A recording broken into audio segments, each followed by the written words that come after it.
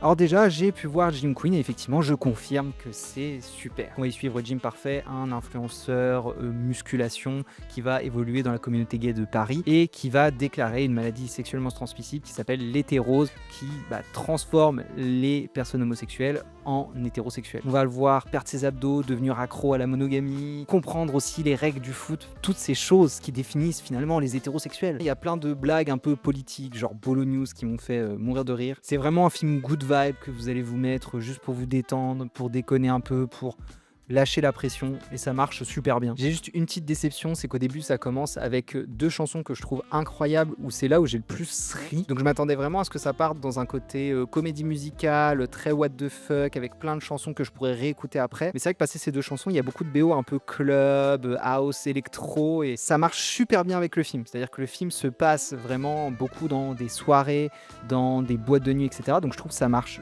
super bien avec l'ambiance du film. Par contre, je suis un peu déçu parce que j'aurais voulu plus de chansons. Je trouve que les chansons, c'était les moments les plus drôles qu'ils aient réussi à faire, parce que c'est là où tu peux mettre le plus de blagues à la minute, en fait, sans casser la cohérence de ton récit. Tu t'en fiches, tu peux mettre juste des blagues comme ça, des gens qui se TP, qui volent, on s'en fout, en fait, c'est une musique. Mais je comprends pourquoi ils l'ont pas fait, mais je rêverais de suite sur d'autres parties de la communauté LGBT, où là, par contre, ils assumeraient vraiment le côté full musical, ce serait incroyable.